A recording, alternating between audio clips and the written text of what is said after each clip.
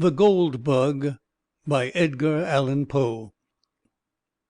What ho! What ho! This fellow is dancing mad! He hath been bitten by the tarantula. All in the wrong.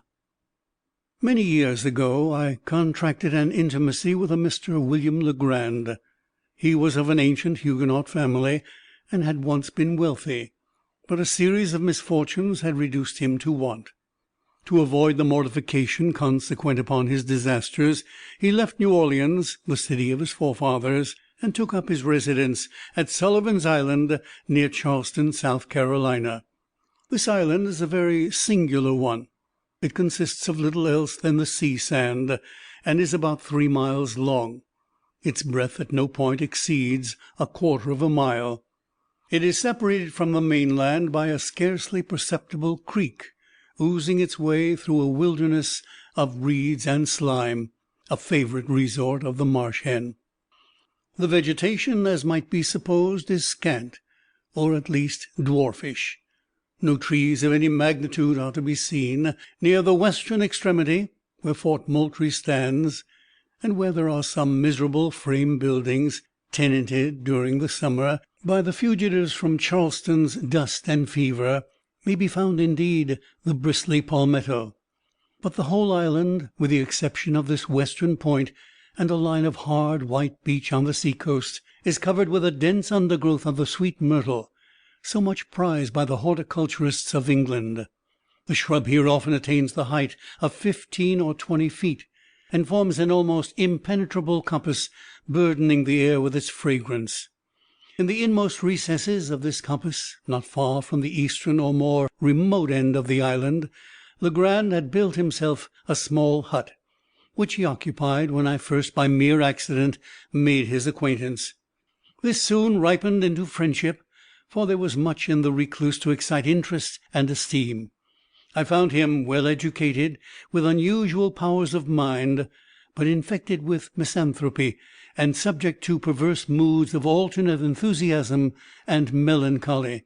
He had with him many books, but rarely employed them.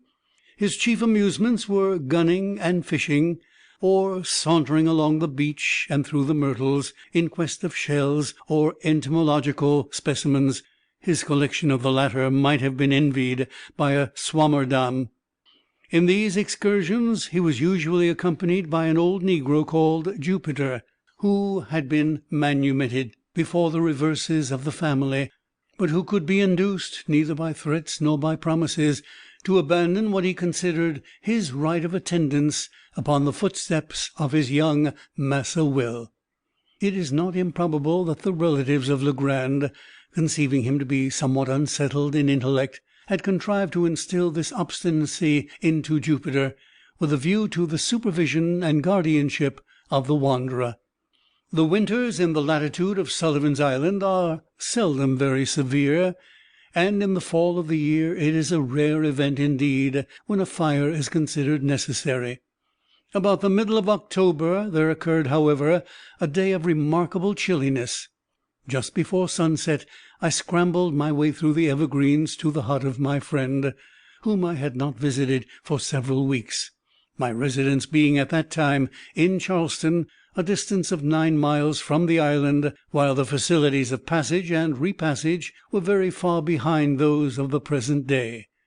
Upon reaching the hut I rapped, as was my custom, and getting no reply, sought for the key where I knew it was secreted, unlocked the door, and went in. A fine fire was blazing upon the hearth. It was a novelty, and by no means an ungrateful one.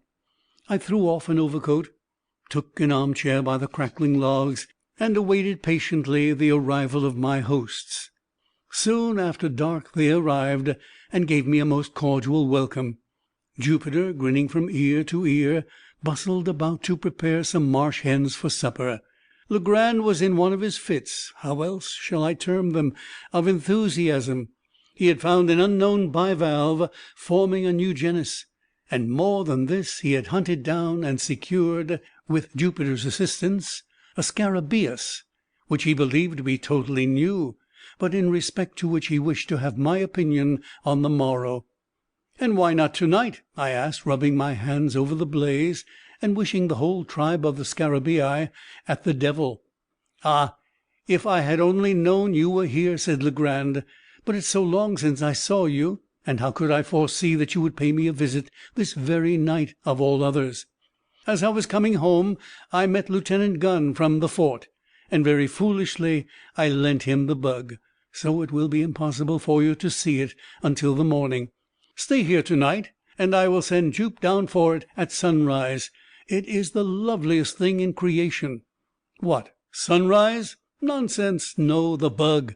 It is of a brilliant gold color, about the size of a large hickory nut, with 2 jet black spots near one extremity of the back, and another somewhat longer at the other.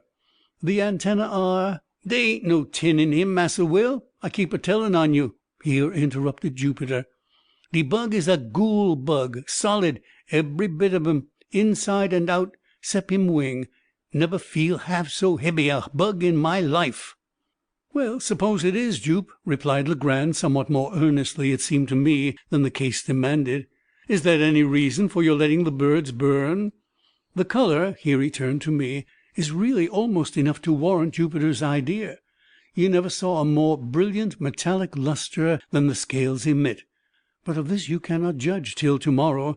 In the meantime I can give you some idea of the shape." Saying this, he seated himself at a small table, on which were a pen and ink, but no paper. He looked for some in a drawer, but found none. "Never mind," he said at length, "this will answer," and he drew from his waistcoat pocket a scrap of what I took to be very dirty foolscap, and made upon it a rough drawing with the pen. While he did this, I retained my seat by the fire, for I was still chilly. When the design was complete, he handed it to me without rising. As I received it, a loud growl was heard, succeeded by a scratching at the door. Jupiter opened it, and a large Newfoundland belonging to Legrand rushed in, leaped upon my shoulders, and loaded me with a caress, for I had shown him much attention during previous visits. When his gambols were over, I looked at the paper, and, to speak the truth, found myself not a little puzzled at what my friend had depicted. "Well," I said, after contemplating it for some minutes, "this is a strange scarabaeus, I must confess, new to me. Never saw anything like it before, unless it was a skull or a death's head, which it more nearly resembles than anything else that has come under my observation." "A death's head?" echoed Legrand. "Oh, yes. Well, it has something of that appearance upon paper, no doubt. The 2 upper black spots look like eyes, and the longer one at the bottom like a mouth, and then the shape of the whole is oval." "Perhaps so," said I. "But, Legrand, I fear you're no artist. I must wait until I see the beetle itself, if I'm to form any idea of its personal appearance." "Well, I don't know," said he, a little nettled. "I draw tolerably, should do it at least, have had good masters, and flatter myself that I'm not quite a blockhead." "But, my dear fellow, you're joking then," said I. "This is a very passable skull indeed. I may say that it is a very excellent skull, according to the vulgar notions about such specimens of physiology, and your scarabaeus must be the queerest scarabaeus in the world if it resembles it. Why, we may get up a very thrilling bit of superstition upon this hint." "I presume you will call the bug Scarabaeus caput hominis, or something of that kind. There are many similar titles in the natural histories. But where are the antennae you spoke of?" "The antennae?" said Legrand, who seemed to be getting unaccountably warm upon the subject. "I'm sure you must see the antennae. I made them as distinct as they are in the original insect, and I presume that it is sufficient." "Well, well," I said, "perhaps you have. Still I don't see them."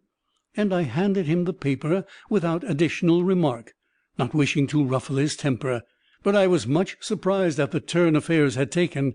His ill humor puzzled me, and as for the drawing of the beetle, there were positively no antennae visible, and the whole did bear a very close resemblance to the ordinary cuts of a death's head. He received the paper very peevishly, and was about to crumple it, apparently to throw it in the fire, when a casual glance at the design seemed suddenly to rivet his attention. In an instant his face grew violently red. In another excessively pale. For some minutes he continued to scrutinize the drawing minutely where he sat.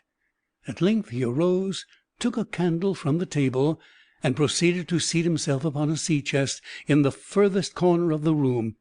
Here again he made an anxious examination of the paper, turning it in all directions.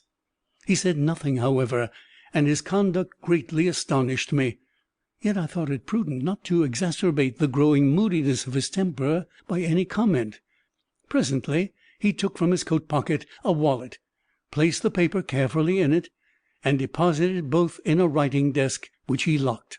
He now grew more composed in his demeanour, but his original air of enthusiasm had quite disappeared, and yet he seemed not so much sulky as abstracted. As the evening wore away he became more and more absorbed in reverie, from which no sallies of mine could arouse him. It had been my intention to pass the night at the hut, as I had frequently done before, but seeing my host in this mood, I deemed it proper to take leave. He did not press me to remain, but as I departed he shook my hand with even more than his usual cordiality. It was about a month after this, and during the interval I had seen nothing of Legrand, when I received a visit at Charleston from his man Jupiter. I had never seen the good old negro look so dispirited, and I feared that some serious disaster had befallen my friend. "Well, Jup," said I, "what is the matter now? How is your master?" "Why, to speak the truth, massa, him not berry well as mought be." "Not well? I'm truly sorry to hear it. What does he complain of?" "Dar, dat's it. Him nebber 'plain of notin', but him berry sick for all dat." "Very sick, Jupiter! Why didn't you say so at once? Is he confined to bed?" "No, dat he ain't. He ain't 'fined nowhere. Dat's just whar de shoe pinch. My mind is got to be berry hebby 'bout poor Massa Will." "Jupiter, I should like to understand what it is you're talking about. You say your master is sick. Hasn't he told you what ails him?" "Why, massa, 'tain't worf while for to get mad about de matter. Massa Will say nothing at all ain't de matter wid him, but den what make him go about looking dis here way, wid his head down, and he soldiers up, and as white as a goose, and den he keep a siphon all de time." "Keeps a what, Jupiter?" "Keeps a siphon wid de figures on de slate, de queerest figures I eber did see. I's getting to be scared, I tell you. Have for to keep mighty tight eye upon him 'noovers. T'other day he give me slip 'fore de sun up, and was gone de whole ob de blessed day.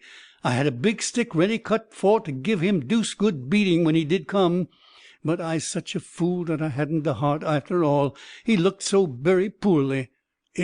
What? Ah, yes. Upon the whole, I think you had better not be too severe with the poor fellow. Don't flog him, Jupiter. He can't very well stand it. But can you form no idea of what has occasioned this illness, or rather this change of conduct? Has anything unpleasant happened since I saw you?" "No, massa, dey ain't been nuffin unpleasant since den. 'Twas 'fore den, I'm feared. 'Twas de berry day you was dare." How do you mean?" "Why, massa, I mean de bug dare now." The what?" "De bug. I berry sartin dat Massa Will been bit somewhere 'bout de head by dat goole bug." "And what cause have you, Jupiter, for such a supposition?" "Claws enough, massa, and mouf too. I neber did see sech a deuced bug. He kick and he bite eberyting what come near him. Massa Will cotch him fuss, but had for to let him go 'gin mighty quick, I tell you. Den was de time he must a got de bite. I didn't like de look ob de bug mouf myself nohow, so I wouldn't take hold ob him wid my finger, but I cotch him wid a piece of paper dat I found. I wrap him up in de paper and stuff a piece of it in he mouf. Dat was de way." "And you think, then, that your master was really bitten by the beetle, and that the bite made him sick?" "I don't think nuffin about it. I knows it. What make him dream about de gold so much, if 'tain't 'cause he bit by the gold bug? I's heerd about dem gold bugs 'fore dis." "But how do you know he dreams about gold?" "How do I know? Why, 'cause he talk about it in he sleep. Dat's how I knows." "Well, Jup, perhaps you're right. But to what fortunate circumstance am I to attribute the honor of a visit from you to day?" "What de matter, massa?" "Did you bring any message from Mr. Legrand?" "No, massa, I bring dis here pissel." And here Jupiter handed me a note which ran thus: "My dear friend, why have I not seen you for so long a time? I hope you have not been so foolish as to take offense at any little brusquerie of mine. But no, that is improbable. Since I saw you, I have had great cause for anxiety. I have something to tell you, yet scarcely know how to tell it, or whether I should tell it at all. I have not been quite well for some days past, and poor old Jupe annoys me almost beyond endurance by his well-meant intentions. Would you believe it? He had prepared a huge stick the other day, with which to chastise me for giving him the slip, and spending the day, solus, among the hills on the mainland. I verily believe that my ill looks alone saved me from a flogging. I have made no addition to my cabinet since we met. If you can, in any way, make it convenient, come over with Jupiter. Do come. I wish to see you to-night, upon business of importance. I assure you that it is of the highest importance. Ever yours, William Legrand. There was something in the tone of this note which gave me great uneasiness. Its whole style differed materially from that of Legrand. What could he be dreaming of? What new crotchet possessed his excitable brain? What business of the highest importance could he possibly have to transact? Jupiter's account of him boded no good. I dreaded lest the continued pressure of misfortune had at length fairly unsettled the reason of my friend. Without a moment's hesitation, therefore, I prepared to accompany the negro. Upon reaching the wharf, I noticed a scythe and 3 spades, all apparently new, lying in the bottom of the boat in which we were to embark. "What is the meaning of all this, Jupe?" I inquired. "Him scythe, massa, and spade." "Very true, but what are they doing here?" "Him de scythe and de spade what Massa Will sis pon my buying for him in de town, and de debil's own lot of money I had to give for him." "But what in the name of all that is mysterious is your Massa Will going to do with scythes and spades?" "Dat's more dan I know, and debbil take me if I don't believe 'tis more dan he know too. But it's all come ob de bug." Finding that no satisfaction was to be obtained of Jupiter, whose whole intellect seemed to be absorbed by "de bug," I now stepped into the boat and made sail. With a fair and strong breeze we soon ran into the little cove to the northward of Port Moultrie, and a walk of some 2 miles brought us to the hut. It was about 3 in the afternoon when we arrived. Legrand had been awaiting us in eager expectation. He grasped my hand with a nervous empressement which alarmed me and strengthened the suspicions already entertained. His countenance was pale even to ghastliness, and his deep-set eyes glared with an unnatural lustre. After some inquiries respecting his health, I asked him, not knowing what better to say, if he had yet obtained the scarabaeus from Lieutenant Gunn. "Oh, yes," he replied, coloring violently. "I got it from him the next morning. Nothing should tempt me to part with that scarabaeus. Do you know that Jupiter is quite right about it?" "In what way?" I asked, with a sad foreboding at heart. "In supposing it to be a bug of real gold." He said this with an air of profound seriousness, and I felt inexpressibly shocked. "This bug is to make my fortune," he continued, with a triumphant smile, "to reinstate me in my family possessions. Is it any wonder, then, that I prize it? Since fortune has thought fit to bestow it upon me, I have only to use it properly, and I shall arrive at the gold of which it is the index. Jupiter, bring me that scarabaeus." "What, de bug, massa? I'd rudder not go for trouble dat bug. You must get him for your own self." Hereupon Legrand arose, and with a grave and stately air brought me the beetle from a glass case in which it was enclosed. It was a beautiful scarabaeus, and at that time unknown to naturalists. Of course a great prize in a scientific point of view.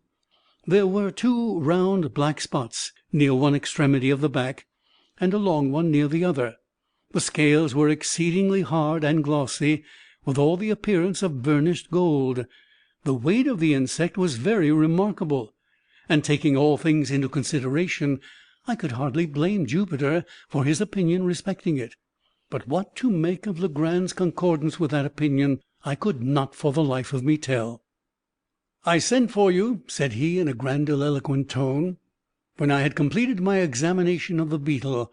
"I sent for you that I might have your counsel and assistance in furthering the views of fate and of the frag—" "My dear Legrand," I cried, interrupting him, "you are certainly unwell, and had better use some little precautions. You shall go to bed, and I will remain with you a few days, until you get over this. You are feverish, and—" "Feel my pulse," said he. I felt it, and, to say the truth, found not the slightest indication of fever. "But you may be ill and yet have no fever. Allow me this once to prescribe for you. In the first place, go to bed. In the next—" "You are mistaken," he interposed. "I am as well as I can expect to be under the excitement which I suffer. If you really wish me well, you will relieve this excitement." "And how is this to be done?" "Very easily. Jupiter and myself are going upon an expedition into the hills upon the mainland, and in this expedition we shall need the aid of some person in whom we can confide. You are the only one we can trust. Whether we succeed or fail, the excitement which you now perceive in me will be equally allayed." "I am anxious to oblige you in any way," I replied. "But do you mean to say that this infernal beetle has any connection with your expedition into the hills?" "It has." "Then, Legrand, I can become a party to no such absurd proceeding." "I am sorry, very sorry, for we shall have to try it by ourselves." "Try it by yourselves! The man is surely mad. But stay, how long do you propose to be absent?" "Probably all night. We shall start immediately, and be back at all events by sunrise." "And will you promise me, upon your honour, that when this freak of yours is over, and the bug business, good God, settled to your satisfaction, you will then return home and follow my advice implicitly, as that of your physician?" "Yes, I promise. And now let us be off, for we have no time to lose." With a heavy heart I accompanied my friend. We started about 4 o'clock, Legrand, Jupiter, the dog, and myself. Jupiter had with him the scythe and spades, the whole of which he insisted upon carrying, more through fear, it seemed to me, of trusting either of the implements within reach of his master, than for any excessive industry or complaisance. His demeanour was dogged in the extreme, and "dat deuced bug" were the sole words which escaped his lips during the journey. For my own part, I had charge of a couple of dark lanterns, while Legrand contented himself with the scarabaeus, which he carried attached to the end of a bit of whipcord, twirling it to and fro with the air of a conjurer as he went. When I observed this last plain evidence of my friend's aberration of mind, I could scarcely refrain from tears. I thought it best, however, to humour his fancy, at least for the present, or until I could adopt some more energetic measures. In the meantime I endeavoured, but all in vain, to sound him in regard to the object of the expedition. Having succeeded in inducing me to accompany him, he seemed unwilling to hold conversation upon any topic of minor importance, and to all my questions vouchsafed no other reply than "We shall see." We crossed the creek at the head of the island by means of a skiff, and ascending the high grounds on the shore of the mainland, proceeded in a northwesterly direction through a tract of country excessively wild and desolate, where no trace of a human footstep was to be seen.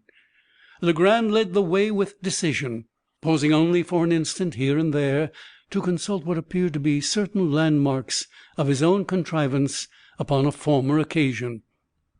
In this manner we journeyed for about 2 hours, and the sun was just setting when we entered a region infinitely more dreary than any yet seen.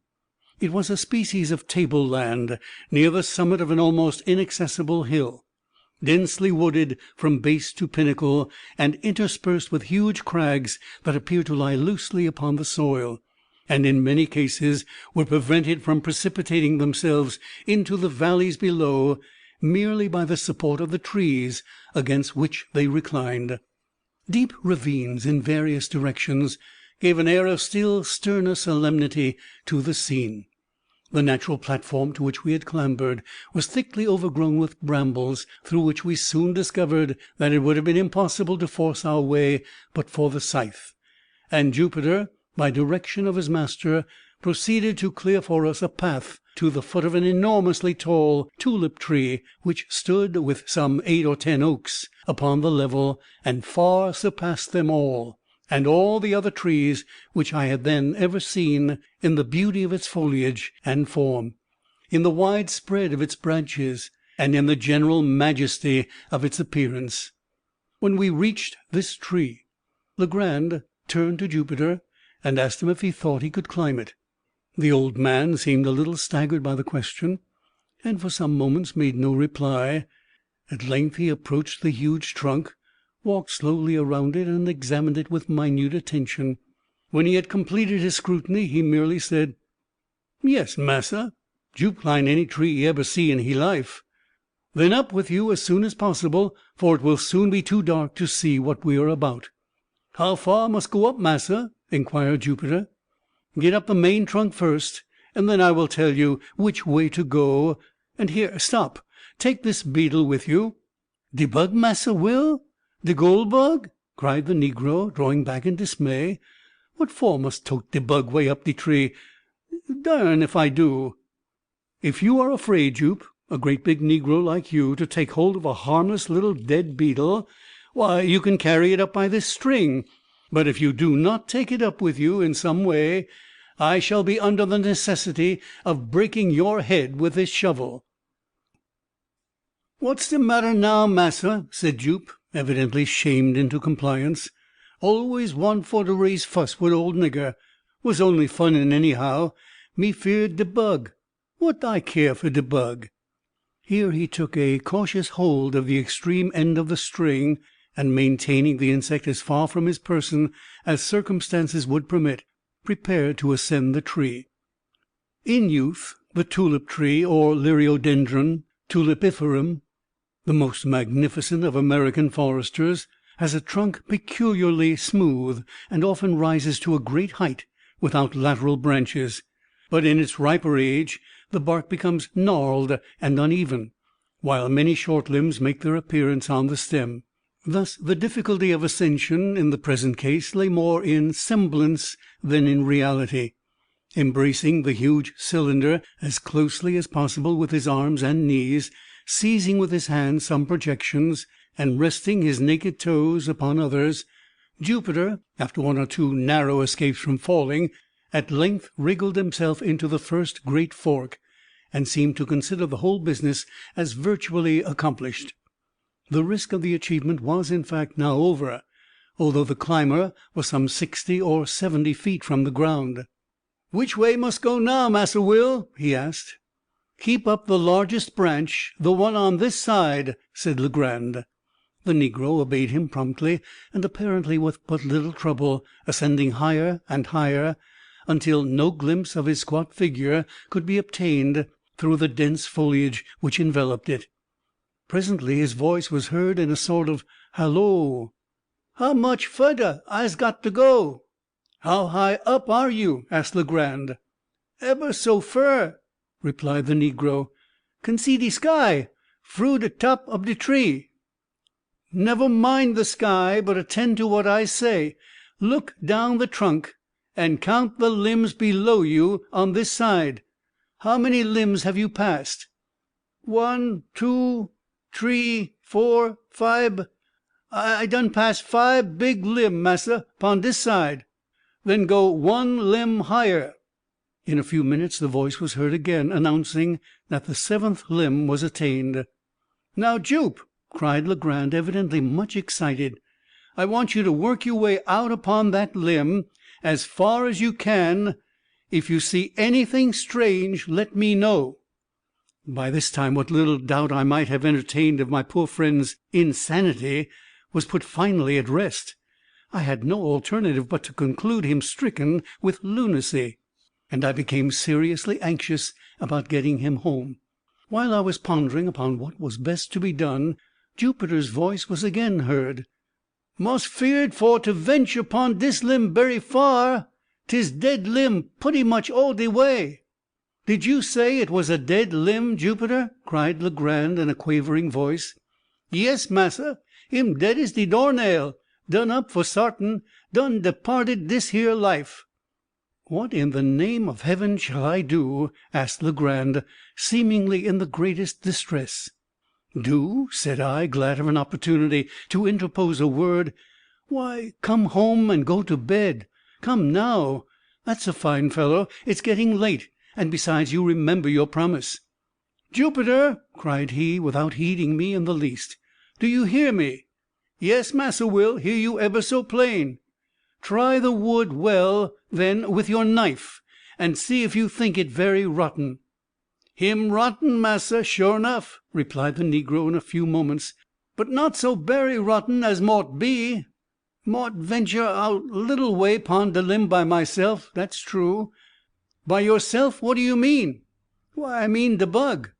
'Tis berry hebby bug. Suppose I drop him down fust, and den de limb won't break wid just de weight of one nigger." "You infernal scoundrel!" cried Legrand, apparently much relieved. "What do you mean by telling me such nonsense as that?" "As sure as you drop that beetle, I'll break your neck. Look here, Jupiter, do you hear me?"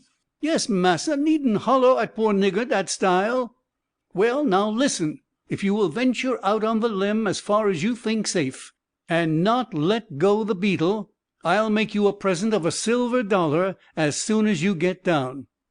"I'm gwine, Massa Will, 'deed I is," replied the negro very promptly. "Mos out to the end now." "Out to the end!" here fairly screamed Legrand. "Do you say you're out to the end of that limb?" "Soon be to the end, massa. Oh, Lor gol a mercy, what is this here pon de tree?" "Well!" cried Legrand, highly delighted, "what is it?" "Why, 'tain't nothing but a skull. Somebody bin lef him head up de tree, and de crows done gobble ebery bit ob de meat off." "A skull, you say? Very well. How is it fastened to the limb? What holds it on?" "Sure enough, massa. Mus look." "Why, dis berry curious sarcumstance. 'Pon my word, dere's a great big nail in de skull, what fastens ob it on to de tree." "Well, now, Jupiter, do exactly as I tell you. Do you hear?" "Yes, massa." "Pay attention, then. Find the left eye of the skull." "Ho, that's good. Why, dey ain't no eye lef at all." "Curse your stupidity! Do you know your right hand from your left?" "Yes, I knows dat, knows all about dat. 'Tis my left hand what I chops de wood wid." "To be sure, you're left-handed, and your left eye is on the same side as your left hand. Now, I suppose you can find the left eye of the skull, or the place where the left eye has been. Have you found it?" Here was a long pause. At length the negro asked, "Is de left eye of de skull pon de same side as de left hand of de skull too? Cause de skull ain't got not a bit of hand at all. Nebber mind, I got de left eye now. Here de left eye. What must do with it?" "Let the beetle drop through it as far as the string will reach, but be careful and not let go your hold of the string." "All dat done, Massa Will. Mighty easy ting for to put de bug fru de hole. Look out for him dare below." During this colloquy no portion of Jupiter's person could be seen, but the beetle, which he had suffered to descend, was now visible at the end of the string, and glistened like a globe of burnished gold in the last rays of the setting sun, some of which still faintly illumined the eminence upon which we stood. The scarabaeus hung quite clear of any branches, and, if allowed to fall, would have fallen at our feet. Legrand immediately took the scythe, and cleared with it a circular space 3 or 4 yards in diameter, just beneath the insect, and having accomplished this, ordered Jupiter to let go the string and come down from the tree. Driving a peg with great nicety into the ground at the precise spot where the beetle fell, my friend now produced from his pocket a tape measure. Fastening one end of this at that point of the trunk of the tree which was nearest the peg, he unrolled it till it reached the peg, and thence further unrolled it in the direction already established by the 2 points of the tree and the peg, for the distance of 50 feet, Jupiter clearing away the brambles with the scythe. At the spot thus attained, a second peg was driven, and about this, as a center, a rude circle about 4 feet in diameter described. Taking now a spade himself, and giving one to Jupiter and one to me, Legrand begged us to set about digging as quickly as possible. To speak the truth, I had no especial relish for such amusement at any time, and at that particular moment would willingly have declined it, for the night was coming on, and I felt much fatigued with the exercise already taken. But I saw no mode of escape, and was fearful of disturbing my poor friend's equanimity by a refusal. Could I have depended indeed upon Jupiter's aid, I would have had no hesitation in attempting to get the lunatic home by force. But I was too well assured of the old negro's disposition to hope that he would assist me under any circumstances in a personal contest with his master. I made no doubt that the latter had been infected with some of the innumerable Southern superstitions about money buried, and that his fantasy had received confirmation by the finding of the scarabaeus, or perhaps by Jupiter's obstinacy in maintaining it to be a bug of real gold. A mind disposed to lunacy would readily be led away by such suggestions, especially if chiming in with favourite preconceived ideas. And then I called to mind the poor fellow's speech about the beetle's being the index of his fortune. Upon the whole, I was sadly vexed and puzzled, but at length I concluded to make a virtue of necessity, to dig with a good will, and thus the sooner to convince the visionary by ocular demonstration of the fallacy of the opinion he entertained. The lanterns having been lit, we all fell to work with a zeal worthy of a more rational cause, and as the glare fell upon our persons and implements, I could not help thinking how picturesque a group we composed, and how strange and suspicious our labours must have appeared to any interloper who by chance might have stumbled upon our whereabout.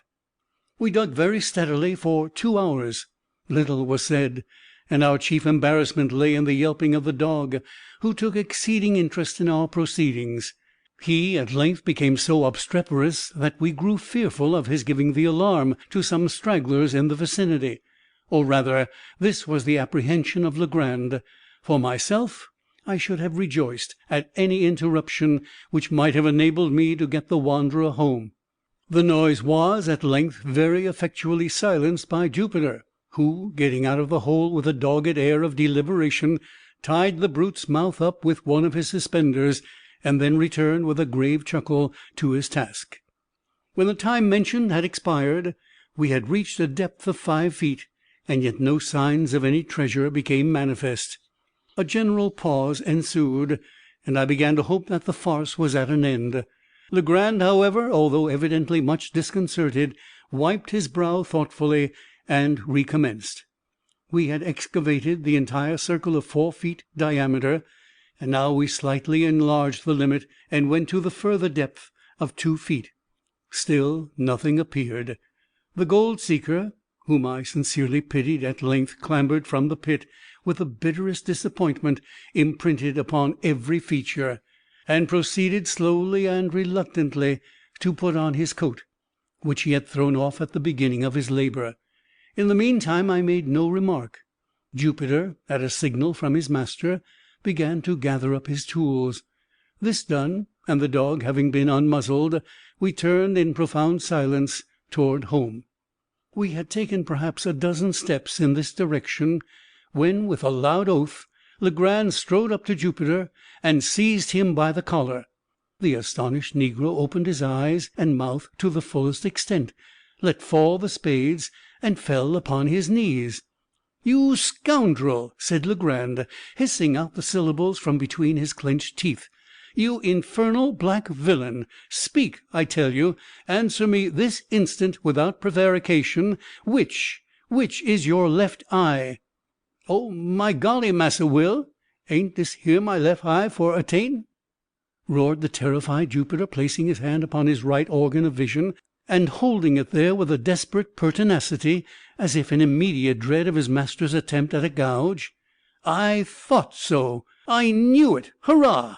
vociferated Legrand, letting the negro go, and executing a series of curvets and caracoles, much to the astonishment of his valet, who, arising from his knees, looked mutely from his master to myself, and then from myself to his master. "Come, we must go back," said the latter. "The game's not up yet." And he again led the way to the tulip tree. "Jupiter," said he, when we reached its foot, "come here. Was the skull nailed to the limb with the face outward, or with the face to the limb?" "De face was out, massa, so dat de crows could get at de eyes good, without any trouble." "Well, then, was it this eye or that through which you dropped the beetle?" Here Legrand touched each of Jupiter's eyes. "'Twas dis eye, massa, de lef eye, just as you tell me." And here it was his right eye that the negro indicated. "That will do. We must try it again." Here my friend, about whose madness I now saw, or fancied that I saw, certain indications of method, removed the peg which marked the spot where the beetle fell, to a spot about 3 inches to the westward of its former position. Taking now the tape measure from the nearest point of the trunk to the peg as before, and continuing the extension in a straight line to the distance of 50 feet, a spot was indicated, removed by several yards from the point at which we had been digging. Around the new position a circle, somewhat larger than in the former instance, was now described, and we again set to work with the spade. I was dreadfully weary, but scarcely understanding what had occasioned the change in my thoughts, I felt no longer any great aversion from the labor imposed. I had become most unaccountably interested, nay, even excited. Perhaps there was something amid all the extravagant demeanor of Legrand, some air of forethought or of deliberation, which impressed me. I dug eagerly, and now and then caught myself actually looking with something that very much resembled expectation for the fancied treasure, the vision of which had demented my unfortunate companion. At a period when such vagaries of thought most fully possessed me, and when we had been at work perhaps an hour and a half, we were again interrupted by the violent howlings of the dog. His uneasiness in the first instant had been evidently but the result of playfulness or caprice, but he now assumed a bitter and serious tone. Upon Jupiter's again attempting to muzzle him, he made furious resistance, and leaping into the hole, tore up the mold frantically with his claws. In a few seconds he had uncovered a mass of human bones, forming 2 complete skeletons. Intermingled with several buttons of metal, and what appeared to be the dust of decayed woolen, 1 or 2 strokes of a spade upturned the blade of a large Spanish knife, and as we dug further, 3 or 4 loose pieces of gold and silver coin came to light. At sight of these the joy of Jupiter could scarcely be restrained, but the countenance of his master wore an air of extreme disappointment. He urged us, however, to continue our exertions, and the words were hardly uttered when I stumbled and fell forward, having caught the toe of my boot in a large ring of iron that lay half buried in the loose earth. We now worked in earnest. Never did I pass 10 minutes of more intense excitement. During this interval we had fairly unearthed an oblong chest of wood, which, from its perfect preservation and wonderful hardness, had plainly been subjected to some mineralizing process, perhaps that of the bichloride of mercury. This box was 3 feet and a half long, 3 feet broad, and 2½ feet deep. It was firmly secured by bands of wrought iron, riveted and forming a kind of open trellis work over the whole. On each side of the chest, near the top, were 3 rings of iron, 6 in all, by means of which a firm hold could be obtained by 6 persons. Our utmost united endeavors served only to disturb the coffer very slightly in its bed. We at once saw the impossibility of removing so great a weight. Luckily, the sole fastenings of the lid consisted of 2 sliding bolts. These we drew back, trembling and panting with anxiety. In an instant a treasure of incalculable value lay gleaming before us. As the rays of the lantern fell within the pit, there flashed upward a glow and a glare from a confused heap of gold and of jewels that absolutely dazzled our eyes. I shall not pretend to describe the feelings with which I gazed. Amazement was, of course, predominant. Legrand appeared exhausted with excitement, and spoke very few words. Jupiter's countenance wore for some minutes as deadly a pallor as is possible, in the nature of things, for any negro's visage to assume. He seemed stupefied, thunder-stricken. Presently he fell upon his knees in the pit, and burying his naked arms up to the elbows in gold, left them there remain, as if enjoying the luxury of a bath. At length, with a deep sigh, he exclaimed, as if in a soliloquy, "And dis all come ob de gold bug, de putty gold bug, de poor little gold bug, what I boozed in that sabish kind of style. Ain't you 'shamed of yourself, nigger? Answer me dat." It became necessary at last that I should arouse both master and valet to the expediency of removing the treasure. It was growing late, and it behooved us to make exertion, that we might get everything housed before daylight. It was difficult to say what should be done, and much time was spent in deliberation, so confused were the ideas of all. We finally lightened the box by removing 2/3 of its contents, when we were enabled, with some trouble, to raise it from the hole. The articles taken out were deposited among the brambles, and the dog left to guard them, with strict orders from Jupiter neither upon any pretence to stir from the spot, nor to open his mouth until our return. We then hurriedly made for home with the chest, reaching the hut in safety. But after excessive toil, at 1 o'clock in the morning, worn out as we were, it was not in human nature to do more immediately. We rested until 2, and had supper, starting for the hills immediately afterward, armed with 3 stout sacks, which by good luck were upon the premises. A little before 4 we arrived at the pit, divided the remainder of the booty as equally as might be among us, and leaving the holes unfilled, again set out for the hut, at which for the second time we deposited our golden burdens. Just as the first faint streaks of the dawn gleamed from over the tree tops in the east. We were now thoroughly broken down, but the intense excitement of the time denied us repose. After an unquiet slumber of some 3 or 4 hours' duration, we arose, as if by preconcert, to make examination of our treasure. The chest had been full to the brim, and we spent the whole day and the greater part of the next night in a scrutiny of its contents. There had been nothing like order or arrangement. Everything had been heaped in promiscuously. Having assorted all with care, we found ourselves possessed of even vaster wealth than we had at first supposed. In coin there was rather more than $450,000, estimating the value of the pieces as accurately as we could by the tables of the period. There was not a particle of silver. All was gold of antique date and of great variety, French, Spanish, and German money, with a few English guineas, and some counters of which we had never seen specimens before. There were several very large and heavy coins, so worn we could make nothing of their inscriptions. There was no American money. The value of the jewels we found more difficulty in estimating. There were diamonds, some of them exceedingly large and fine, 110 in all, and not one of them small.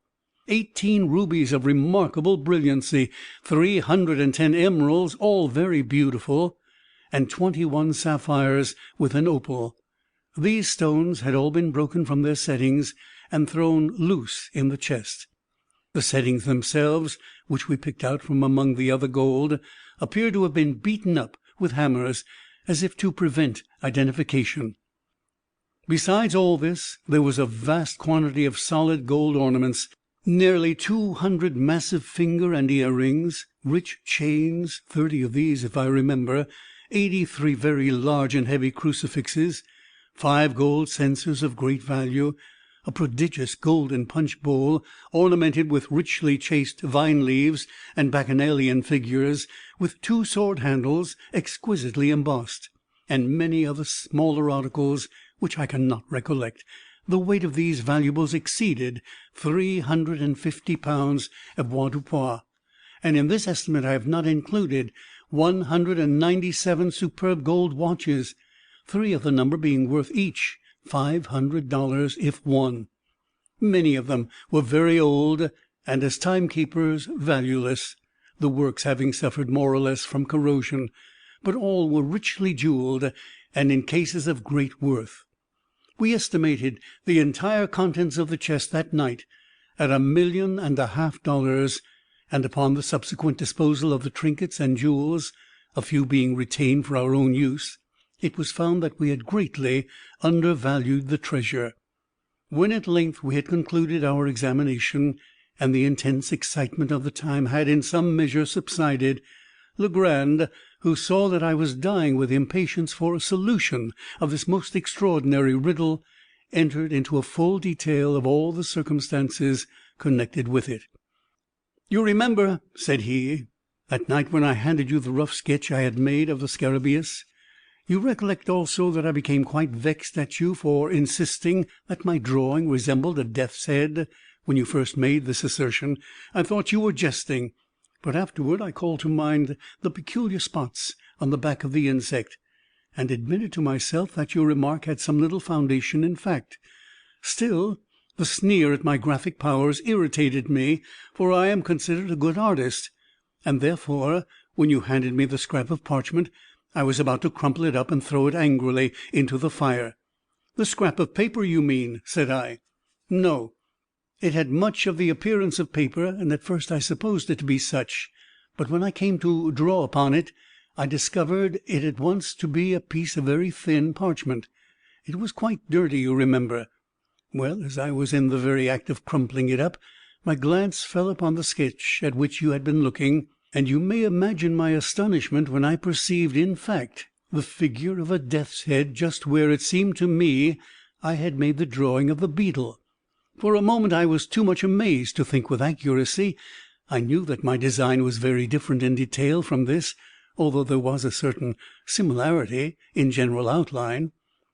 Presently I took a candle, and seating myself at the other end of the room, proceeded to scrutinize the parchment more closely. Upon turning it over, I saw my own sketch upon the reverse, just as I had made it. My first idea now was mere surprise at the really remarkable similarity of outline, at the singular coincidence involved in the fact that, unknown to me, there should have been a skull upon the other side of the parchment, immediately beneath my figure of the scarabaeus, and that this skull, not only in outline but in size, should so closely resemble my drawing. I say the singularity of this coincidence absolutely stupefied me for a time. This is the usual effect of such coincidences. The mind struggles to establish a connection, a sequence of cause and effect, and being unable to do so, suffers a species of temporary paralysis. But when I recovered from this stupor, there dawned upon me gradually a conviction which startled me even far more than the coincidence. I began distinctly, positively to remember that there had been no drawing upon the parchment when I made my sketch of the scarabaeus. I became perfectly certain of this, for I recollected turning up first one side and then the other in search of the cleanest spot. Had the skull been there, of course I could not have failed to notice it. Here was indeed a mystery which I felt it impossible to explain. But even at that early moment there seemed to glimmer faintly within the most remote and secret chambers of my intellect a glow worm-like conception of that truth which last night's adventure brought to so magnificent a demonstration. I arose at once, and putting the parchment securely away, dismissed all further reflection until I should be alone. When you had gone, and when Jupiter was fast asleep, I betook myself to a more methodical investigation of the affair. In the first place, I considered the manner in which the parchment had come into my possession. The spot where we discovered the scarabaeus was on the coast of the mainland, about a mile eastward of the island, and but a short distance above the high-water mark. Upon my taking hold of it, it gave me a sharp bite, which caused me to let it drop. Jupiter, with his accustomed caution, before seizing the insect, which had flown toward him, looked about him for a leaf, or something of that nature, by which to take hold of it. It was at this moment that his eyes, and mine also, fell upon the scrap of parchment, which I then supposed to be paper. It was lying half buried in the sand, a corner sticking up. Near the spot where we found it, I observed the remnants of the hull of what appeared to have been a ship's long-boat. The wreck seemed to have been there for a very great while, for the resemblance to boat timbers could scarcely be traced. Well, Jupiter picked up the parchment, wrapped the beetle in it, and gave it to me. Soon afterward we turned to go home, and on the way met Lieutenant Gunn. I showed him the insect, and he begged me to let him take it to the fort. Upon my consenting, he thrust it forthwith into his waistcoat pocket, without the parchment in which it had been wrapped, and which I had continued to hold in my hand during his inspection. Perhaps he dreaded my changing my mind, and thought it best to make sure of the prize at once. You know how enthusiastic he is on all subjects connected with natural history. At the same time, without being conscious of it, I must have deposited the parchment in my own pocket. You remember that, when I went to the table for the purpose of making a sketch of the beetle, I found no paper where it was usually kept. I looked in the drawer and found none there. I searched my pockets, hoping to find an old letter, when my hand fell upon the parchment. I thus detail the precise mode in which it came into my possession, for the circumstances impressed me with peculiar force. No doubt you will think me fanciful, but I had already established a kind of connection. I had put together two links of a great chain. There was a boat lying upon a sea-coast, and not far from the boat was a parchment, not a paper, with a skull depicted upon it. You will of course ask, where is the connection? I reply that the skull or death's head is the well-known emblem of the pirate. The flag of the death's head is hoisted in all engagements. I have said that the scrap was parchment, and not paper. Parchment is durable, almost imperishable. Matters of little moment are rarely consigned to parchment, since for the mere ordinary purposes of drawing or writing it is not nearly so well adapted as paper. This reflection suggested some meaning, some relevancy in the death's head. I did not fail to observe also the form of the parchment. Although one of its corners had been by some accident destroyed, it could be seen that the original form was oblong. It was just such a slip, indeed, as might have been chosen for a memorandum, for a record of something to be long remembered and carefully preserved. "But," I interposed, "you say that the skull was not upon the parchment when you made the drawing of the beetle. How then do you trace any connection between the boat and the skull, since this latter, according to your own admission, must have been designed, God only knows how or by whom, at some period subsequent to your sketching the scarabaeus?" Ah, hereupon turns the whole mystery, although the secret at this point I had comparatively little difficulty in solving. My steps were sure, and could afford but a single result. I reasoned, for example, thus. When I drew the scarabaeus, there was no skull apparent upon the parchment. When I had completed the drawing, I gave it to you, and observed you narrowly until you returned it. You, therefore, did not design the skull, and no one else was present to do it. Then it was not done by human agency, and nevertheless it was done. At this stage of my reflections I endeavored to remember, and did remember with entire distinctness, every incident which occurred about the period in question. The weather was chilly. Oh, rare and happy accident! And a fire was blazing upon the hearth. I was heated with exercise, and sat near the table. You, however, had drawn a chair close to the chimney. Just as I placed the parchment in your hand, and as you were in the act of inspecting it, Wolf, the Newfoundland, entered, and leaped upon your shoulders. With your left hand you caressed him, and kept him off, while your right, holding the parchment, was permitted to fall listlessly between your knees, and in close proximity to the fire. At one moment I thought the blaze had caught it, and was about to caution you, but before I could speak you had withdrawn it, and were engaged in its examination. When I considered all these particulars, I doubted not for a moment that heat had been the agent in bringing to light upon the parchment the skull which I saw designed upon it. You are well aware that chemical preparations exist, and have existed time out of mind, by means of which it is possible to write upon either paper or vellum so that the characters shall become visible only when subjected to the action of fire. Zafar, digested in aqua regia and diluted with 4 times its weight of water, is sometimes employed. A green tint results. The regulus of cobalt, dissolved in a spirit of nitre, gives a red. These colors disappear at longer or shorter intervals after the material written upon it cools, but again becomes apparent upon the reapplication of heat. I now scrutinized the death's head with care. Its outer edges, the edges of the drawing nearest the edge of the vellum, was far more distinct than the others. It was clear that the action of the caloric had been imperfect or unequal. I immediately kindled a fire, and subjected every portion of the parchment to a glowing heat. At first the only effect was the strengthening of the faint lines in the skull, but upon persevering in the experiment, there became visible, at the corner of the slip, diagonally opposite to the spot in which the death's head was delineated, the figure of what I had first supposed to be a goat.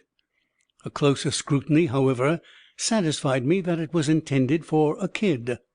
"Ha, ha!" said I. "To be sure, I have no right to laugh at you. $1.5 million of money is too serious a matter for mirth. But you're not about to establish a third link in your chain. You will not find any special connection between your pirates and a goat. Pirates, you know, have nothing to do with goats. They appertain to the farming interest." "But I have just said that the figure was not that of a goat." "Well, a kid, then. Pretty much the same thing." "Pretty much, but not altogether," said Legrand. "You may have heard of one Captain Kidd." I at once looked upon the figure of the animal as a kind of punning or hieroglyphical signature. I say signature because its position upon the vellum suggested this idea. The death's head at the corner diagonally opposite had in the same manner the air of a stamp or seal. But I was sorely put out by the absence of all else, of the body to my imagined instrument, of the text for my context. "I presume you expected to find a letter between the stamp and the signature?" "Something of that kind. The fact is, I felt irresistibly impressed with the presentiment of some vast good fortune impending. I can scarcely say why. Perhaps, after all, it was rather a desire than an actual belief. But do you know that Jupiter's silly words about the bug being of solid gold had a remarkable effect upon my fancy? And then the series of accidents and coincidences, these were so very extraordinary. Do you observe how mere an accident it was that these events should have occurred upon the sole day of all the year in which it has been, or may be, sufficiently cool for foe, and that without the fire, or without the intervention of the dog at the precise moment in which he appeared, I should never have become aware of the death's head, and so never the possessor of the treasure? But proceed. I am all impatience." "Well, you have heard, of course, the many stories current, the 1,000 vague rumors afloat about money buried somewhere upon the Atlantic coast by Kidd and his associates. These rumors must have had some foundation in fact, and that the rumors have existed so long and so continuously could have resulted, it appeared to me, only from the circumstance of the buried treasures still remaining entombed. Had Kidd concealed his plunder for a time and afterward reclaimed it, the rumors would scarcely have reached us in their present unvarying form. You will observe that the stories told are all about money seekers, not about money finders. Had the pirate recovered his money, there the affair would have dropped. It seemed to me that some accident, say the loss of a memorandum indicating its locality, had deprived him of the means of recovering it, and that this accident had become known to his followers, who otherwise might never have heard that the treasure had been concealed at all, and who, busying themselves in vain, because unguided attempts to regain it had given first birth and then universal currency to the reports which are now so common. Have you ever heard of any important treasure being unearthed along the coast? Never. But that Kidd's accumulations were immense is well known. I took it for granted, therefore, that the earth still held them, and you will scarcely be surprised when I tell you that I felt a hope, nearly amounting to certainty, that the parchment so strangely found involved a lost record of the place of deposit. But how did you proceed?" "I held the vellum again to the fire, after increasing the heat, but nothing appeared. I now thought it possible that the coating of dirt might have something to do with the failure, so I carefully rinsed the parchment by pouring warm water over it, and having done this, I placed it in a tin pan with the skull downward, and put the pan upon a furnace of lighted charcoal.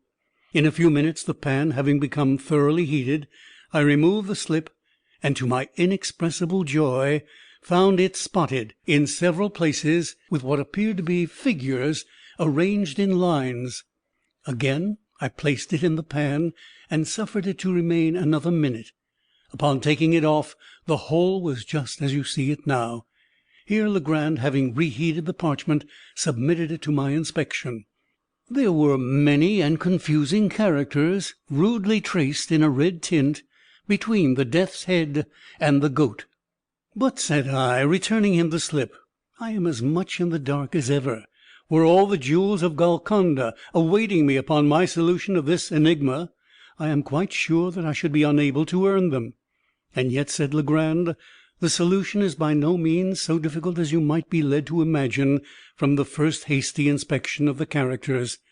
These characters, as any one might readily guess, form a cipher.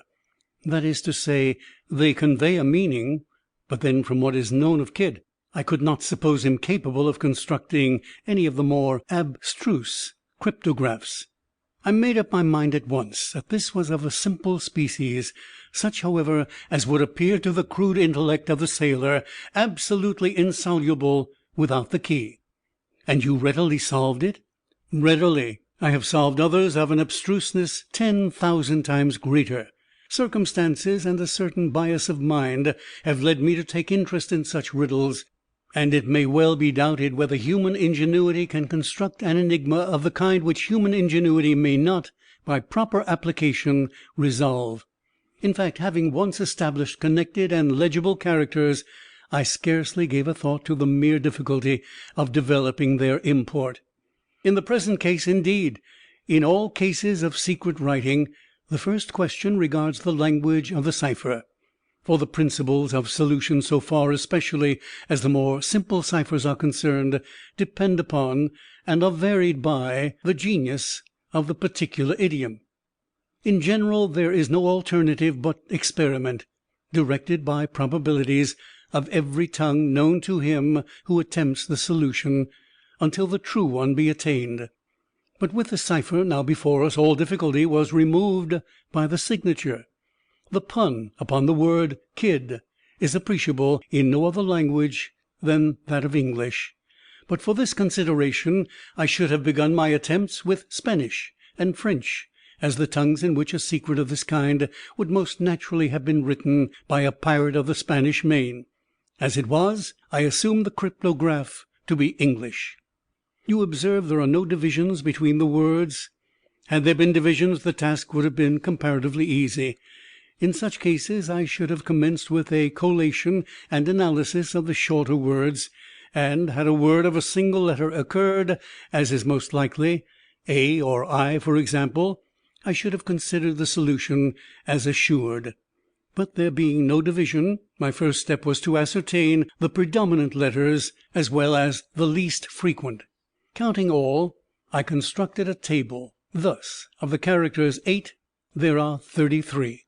26 semicolons, 19 fours, 16 stars, 13 double daggers and parentheses, 14 fives, 11 sixes, 8 single daggers and ones, 6 O's, 5 92s, 4 colons and threes, 3 question marks, 2 staffs, and 1 double dash and 1 period.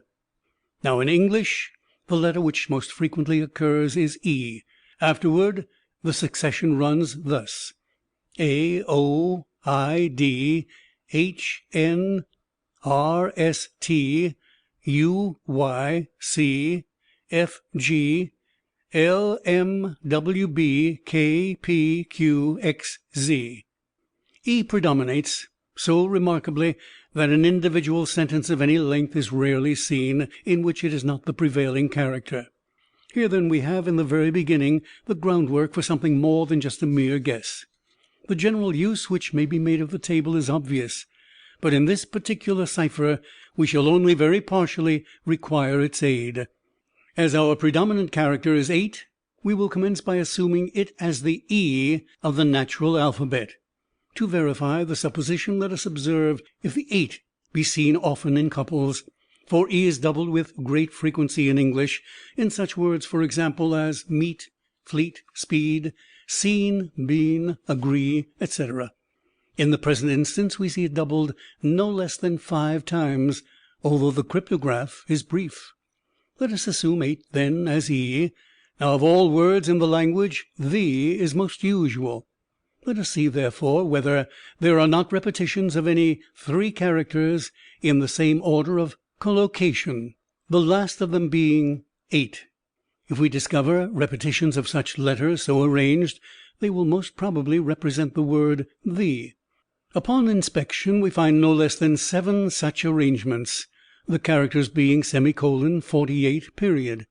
We may therefore assume that a semicolon represents T, 4 represents H, and 8 represents E, the last being now well confirmed, and thus a great step has been taken. But having established a single word, we are enabled to establish a vastly important point, that is to say, several commencements and terminations of other words. Let us refer, for example, to the last instance but one, in which the combination semicolon 48 occurs, not far from the end of the cipher.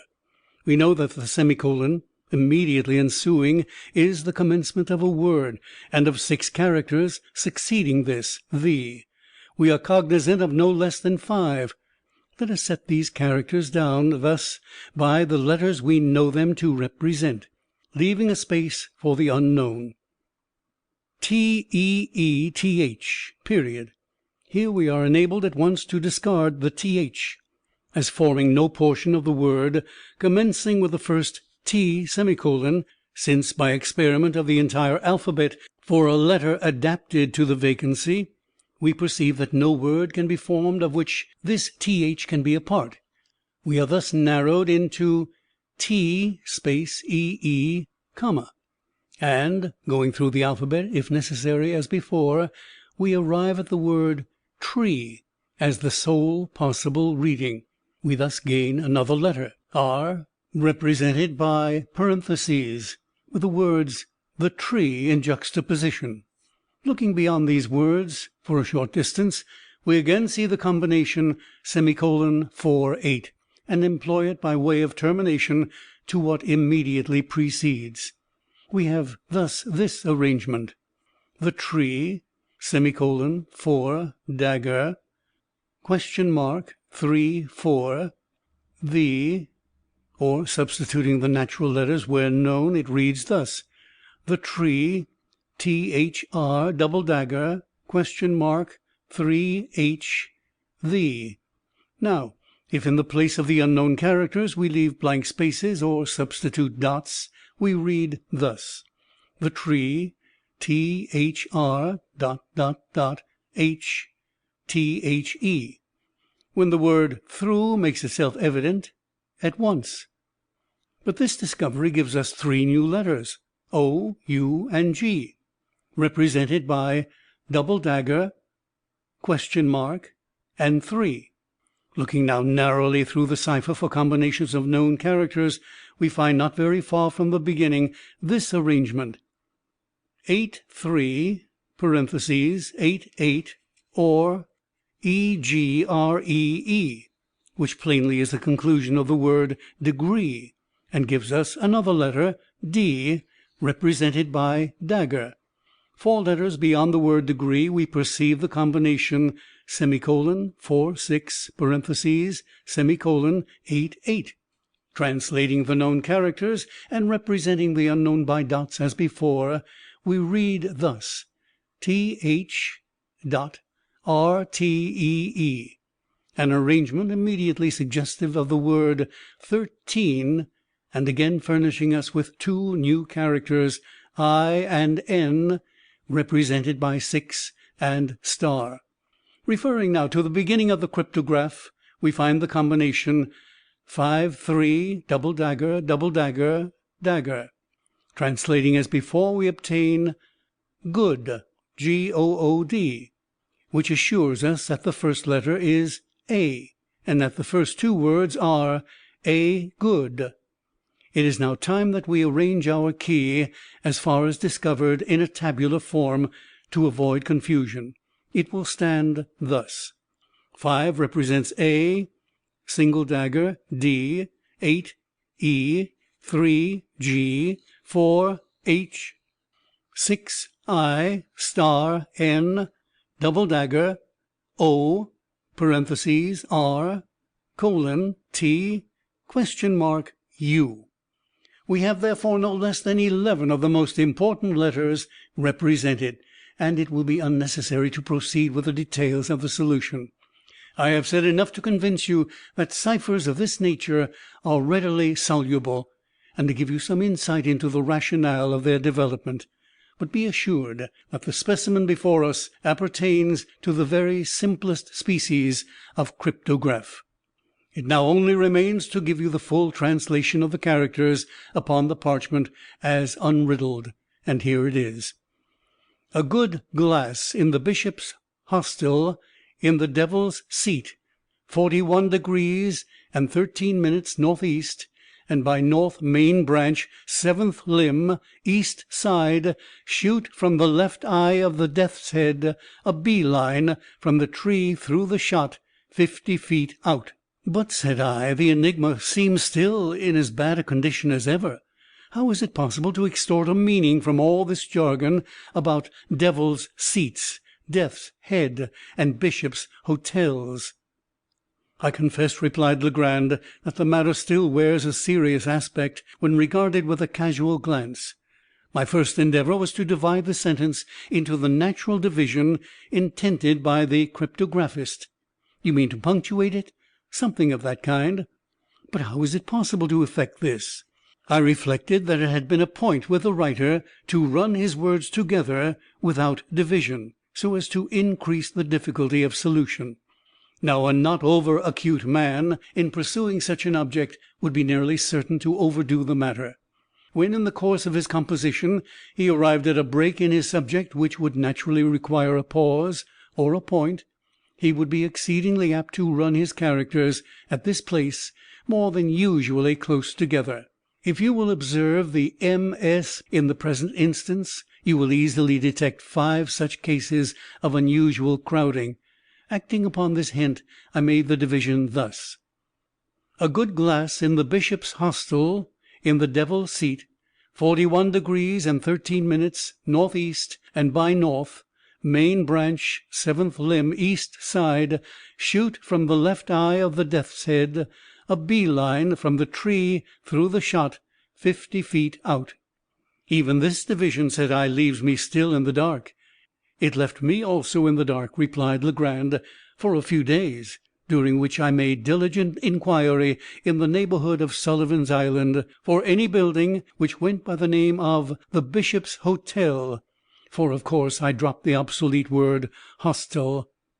Gaining no information on the subject, I was on the point of extending my sphere of search and proceeding in a more systematic manner, when one morning it entered into my head quite suddenly that this bishop's hostel might have some reference to an old family of the name of Bishop, which time out of mind had held possession of an ancient manor house about 4 miles to the northward of the island. I accordingly went over to the plantation and reinstituted my inquiries among the older negroes of the place. At length one of the most aged of the women said that she had heard of such a place as Bishop's Castle, and thought that she could guide me to it, but that it was not a castle nor a tavern, but a high rock. I offered to pay her well for her trouble, and after some demur she consented to accompany me to the spot. We found it without much difficulty, when, dismissing her, I proceeded to examine the place.